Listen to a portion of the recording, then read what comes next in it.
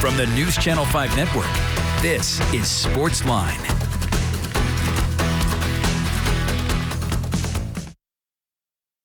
Hey there, SportsLine on your television. Steve Layman here with you. Glad you are here with us on this Monday night on News Channel 5. Plus, the day after the Super Bowl, and what a Hollywood ending it was for the Los Angeles Rams in their home stadium, scoring on the final offensive possession of the year and winning the Super Bowl. First time ever for the franchise in Los Angeles. They did win, of course, previously back in Super Bowl 34 when they were in St. Louis against the Tennessee Titans. But yesterday they do it in LA, they do it in their home stadium, and they do it behind Matthew Stafford and Cooper Kupp, who were absolutely phenomenal on that final drive. A drive that started midway through the fourth quarter, required a fourth down conversion, required those two guys to hook up 4 different times along the way down the field, and finally Stafford hit Kupp in the end zone for the go-ahead touchdown with 1:25 to go. So many amazing stories about this Los Angeles team. Really, when you think about it, the storylines that accompany the Rams on this season, it would be rejected if it was a script sent to Hollywood. It would not pass the snuff test of what could feasibly be real. But yet, the Rams found a way to have it all be real and to win a Super Bowl with it. It's a remarkable story. It was interesting watching the game, though, and we'll highlight on some of those stories here in just a moment. But as we open up the phone lines to you guys at 737-7767, I want to know how you felt watching the game in terms of how great these two teams were. Because that was the thing. It brought us drama yesterday, and you can't take anything away from this Rams team for what they accomplished. The late season run to win the NFC West, winning 4 playoff games, going from Wild Card Weekend, knocking off the defending Super Bowl champions in Tampa Bay. Final game for Tom Brady. They end his career. They come back home, they beat a division rival, a team they hadn't beaten in 6 consecutive games in the NFC Championship to get to the Super Bowl. And then they beat the darling, the team everybody was talking about in the Cincinnati Bengals, who knocked off the Titans and knocked off the Chiefs, the 1 and 2 seeds in the AFC, on the road to get to this game. You can't take away what the Rams did. They are Super Bowl champions, and that will be in the history books forevermore. But I was struck watching the game yesterday that so often when you watch the Super Bowl, you can't help but think of the greatness on the field, of the team that you're watching. Last year with that Bucs team, what they did defensively, and what Tom Brady was doing for a 7th time as a quarterback, and doing it once again with Rob Gronkowski and Mike Evans and some of those guys. That felt like a great team last year that deserved everything and then some. Obviously, the Patriots dynasty was in there. I think you've seen a bunch of other teams that have fit that mold over time. There was something about yesterday's game, though, that felt like, yes, these are good teams. Yes, they deserve to be there. Yes, the team that wins is a deserving champion. But are they really great? Are they really going to be remembered in the same way a lot of the champions of yesteryear have been remembered? And to me, I don't know if they will be. I think these Rams will be an amazing story. I think the run will be celebrated. I think you'll remember a lot of the individuals from this team, and we'll get to some of those stories here in a moment. But in terms of the team itself, will I remember the 2021 Rams in the same way that I remembered some of those Patriots teams? Or in the same way you remember some of those Steelers teams or the Seahawks when they won it with Russell Wilson, or some of those Broncos teams with John Elway, or even the Packers with Aaron Rodgers? There are a lot of really good teams. The Broncos, when they won with Peyton. The Colts, when they won with Peyton. There are a lot of really good teams out there. in the history of the league. And this Rams team will go down amongst them as a champion. But I don't think anybody's going to confuse this team with one of the great teams in NFL history. That's just not the way the script was written for them, as remarkable as it was. And I don't know if that changed anything for you in watching the game yesterday, or if you picked up on that at all. But that, to me, was just something as I looked at it. Good teams definitely deserve to be there. Amazing story, but maybe not great in the same way other teams who've been in that position before have been. And I think that may be the one cost we paid for what was an incredible NFL playoffs. If you think about it, the final games over the last 3 weeks, the final 7 games, were decided by 3-3-3, 7-3-3, and 3 points. Basically 4 points a game over the final 7, with most of them coming down to a field goal. And yesterday's game, it's a touchdown with under 2 minutes to go. All of those games went down to the wire. Every single one of them. It was absolutely incredible. And there were some surprises early on in the playoffs that made for amazing drama. But as I actually joked a couple of weeks ago, it's a bit like the NCAA tournament. We all sit around and root that first weekend of the tournament for Cinderella to slay Goliath. You love it when the 12 beats the 5 and the 13 beats the 4. You get that miraculous 15-2 upset. We all love that. Until you get to the second weekend of the tournament, and then all of a sudden you have some real mismatches. You've got like a 1 versus a 12 or a 13 in the Sweet 16. And then you get a 25-point blowout in what should be a really competitive round of basketball. We still got the competitive game yesterday because both the Bengals and Rams, in essence, came out of nowhere. But I don't think you crowned a champion yesterday that will go down in the history books as one of the great teams of all time. The Rams were the 4 seed in the NFC. They had to make the late season run and frankly needed a Cardinals collapse to win the NFC West and to have a first round home playoff game. And then they got hot. The Bengals were the 4 seed in the AFC.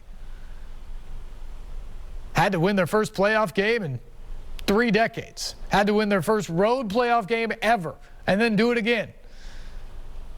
Remarkable story, but I'm not sure if the body of work suggests that this is an all-time great team. The storylines were amazing, the drama was amazing, and the Rams are deserving champions. But where do you put them in the history of recent champions? Do you think what they did over the last month is enough to say they're up there with all of the great ones? Or are you kind of like me and watch yesterday and say, amazing run. Congratulations on the title, but I don't know if you're quite in that same category as some of the ones we've seen in the past that have won. 737-7767, the number. We want to hear from you tonight. We'll get back into the Rams' great run and the remarkable stories within what they did here in just a moment. But first, we begin tonight with Eric. Eric, good evening. Thanks for the call and welcome to SportsLine. Steve, it is always a pleasure to talk to you. Thanks. Hey, great to have you. Listen, here's my thoughts on both teams. I don't think either team is going to get back to the Super Bowl next year. If I had to pick which team has a better shot, it would be the Rams. But here's why, and see if you won't agree with me. Everybody talks about the Bengals, that they're going to be around for years and years to come. Maybe next year, maybe the year after it. But here's why I think there's one major problem, and it's not what you think what I'm going to be talking about. It's not the offensive line. It's their owner, Mike Brown, because he's a cheapskate. The fact is, I heard a story, I guess it was about a year or two ago, or about their practice facility that was horrible. You're talking about a guy that's an NFL owner, and you've got a horrible practice facility. You really think this guy's going to pay money to try and shore up the offensive line? Because he's like $50 million under the cap to shore up an offensive line, which they certainly need, which Burrow has been sacked 70 times if you include the playoffs. You're talking about the contracts within the next year or two are all going to be up for Joe Burrow, Jamar Chase, and Joe Mixon, the 3 key offensive players. Is he going to pay them the amount of money that they need?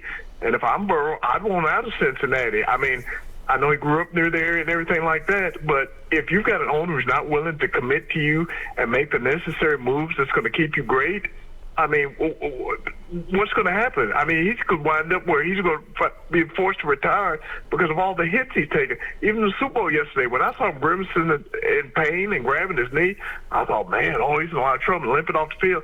Fortunately, he came back in the game, but this was a guy that's coming back after an ACL injury. And if you're not going to do the stuff that's necessary to help that team win, to go all out, I mean, I feel bad for Bengals fans, guys. We'll see what happens. As far as the Rams go, I agree with you. I don't think this is an all-time great run. Now, when you talk about so many of the great teams, like some of the great 49ers teams, the Cowboys teams of the 90s, the great Steelers teams from the 70s, I mean, it was a nice run. The Rams could potentially get back there, but for what they did, which they basically sold their soul for this year, this is a team that maybe can win for another year or two, but that's it because the Bills are going to come due. You've got Whitworth, of course, who's 40 now with his Super Bowl win. He retired. You've got Weddle, who came out of retirement, is now going to have surgery from what he did to his shoulder, and he's done. He's not going to come back. He got him the Super Bowl. You've got, of course, Aaron Donald's talking about retiring. I don't believe it, but if he retires, they're definitely not winning back. Not without him, because he was a major force on defense. You've got OBJ, of course, who hurt his knee yesterday, and now they're saying it could be an ACL tear. He said he may come back for less money, but if it's an ACL tear, that means it could take him at least about a year to recover from that, which means the earliest he would probably be able to recover is near the end of the year. So, and also you got Von Miller. Will they re-sign him, or could he go free agency somewhere? The big bucks. The Packers are claiming that, well, we're going to go on all next year. I will say this, in the NFC, it's easier considering the quarterback situation there, considering AFC and with Tom Brady retiring. But, it's just like, what do you think is going to happen? I mean, what are they going to be able to do next year? Plus the fact when you win a Super Bowl, it's just tough to play with that intensity, that hunger, and that desire to just what you need to be better. So I'm not going to say they're not capable of doing. I just it's kind of what you just kind of don't see it. So we'll see what happens, Steve. I'll get off and let some other callers talk. It's good talking to you. Take care. We'll talk to you again soon. Eric, good to hear from you. And I think all that is pretty much spot on. It is remarkable when you think about the two teams in that game yesterday and where they came from. It is amazing that they got to where they got, given everything. I'm trying to look up right now Super Bowl odds for next year because I want to get this exactly right. But so often you see the teams that are right there at the top or in the Super Bowl are right there at the top on the odds for the next season because you just expect them to bounce back. They've got the great teams, right? That's what everybody always thinks when you look at it. This list is not overly helpful. Okay, there we are. And that's just not the case this year. You had these two teams who played in the Super Bowl yesterday, so theoretically they're the best two teams in the league. You would think that they would be 1-2 on the odds for next year, or maybe 1-3, or something like that. That's what you often see coming out of the Super Bowl. Well, here's your list for next year. The Kansas City Chiefs, number 1, plus 650. The Buffalo Bills, number 2, plus 700. Then you get the Rams and the Bengals, but significantly farther down at plus 1,000, plus 1,200. And then right behind them, 49ers, Packers, Cowboys, Bucks, and then Titans and Ravens a little bit lower down. But I find it amazing that you had the two teams in the Super Bowl yesterday and neither one is considered a favorite to come back next year. That does not happen very often, but it tells you how remarkable the postseason runs for each were. Incredible stories. But again, I'm not sure it says that either team this year was particularly spectacular, and it also doesn't mean anything for next year. For the Rams, there's a ton of question marks. Who's going to be back? Who are they going to be able to keep? How long can they keep this thing going?